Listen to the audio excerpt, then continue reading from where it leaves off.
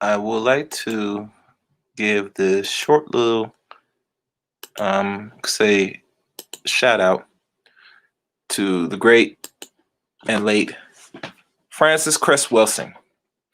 As y'all are familiar with her works or know of her, today marks her fifth anniversary when she transitioned from from us in 2016 around this day, January the 2nd.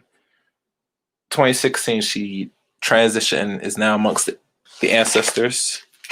Um, I find it interesting. A lot of people didn't really mention her. Um, I know she's not much popular amongst the community. To those that really took her work seriously, and the ones that pay homage and respect, she left a legacy of wealth of not only experience but knowledge of what we now still talk about or know of white supremacy. Her and the one Neely Fuller Jr., who also wrote a book called Unite Independent Code of Rules of Racism and White Supremacy. I think that's the name of the book, Unite Independent Code book. So, she is somewhat of the offshoot, but from going through her, or actually going through Neely Fuller's works herself, she came up with her own theory called the Crest theory of the keys to the colors. And in the book, as y'all know, the book title Ice Papers Keys to the Colors. Let's see if it pops up here.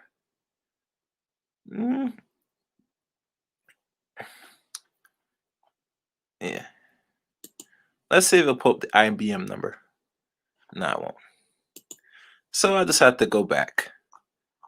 But as you know, this is the woman, the great Frances Cress Welsing, for y'all that not familiar with.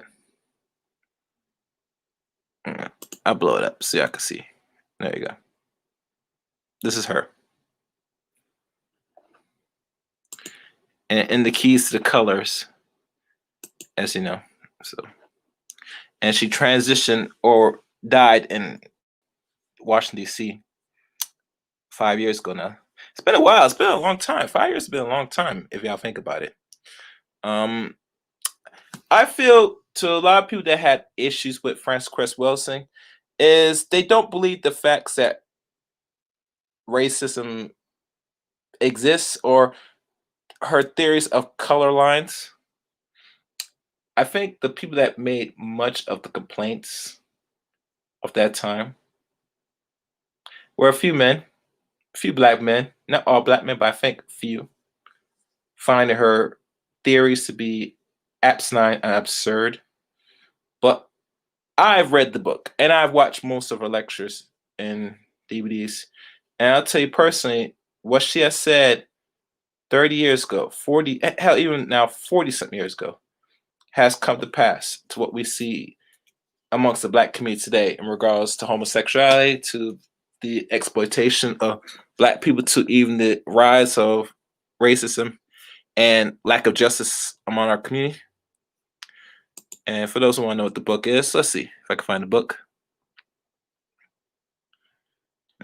Where is it? Isis Papers book.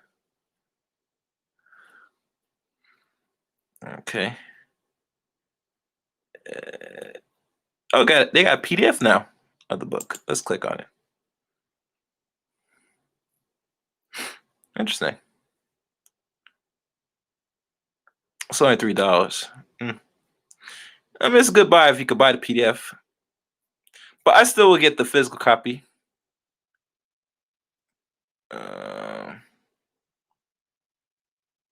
As you know, this book came out in 1990. It was actually written and published around 1990 to roughly 1991.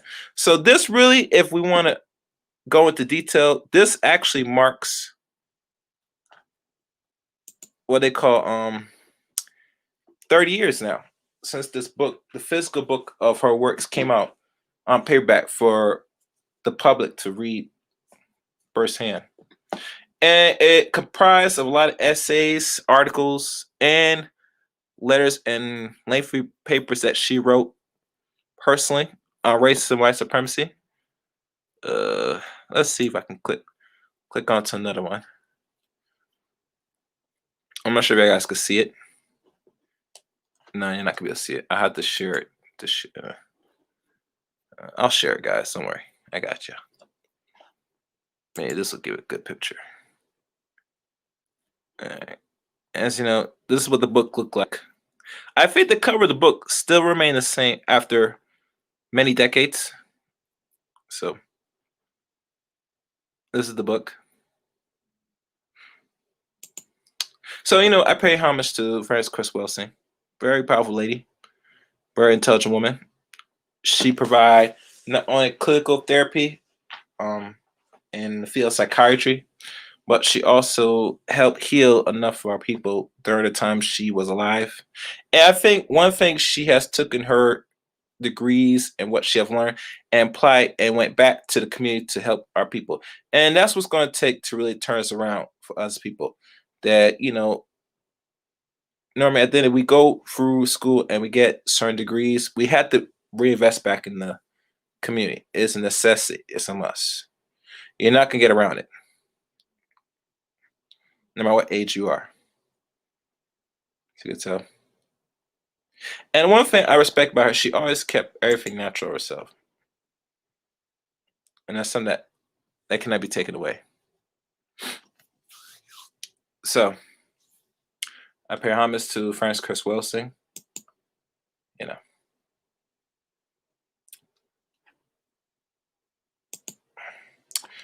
but like I said, this was just a short stream to give respect and honors to Frances Cress Welsing.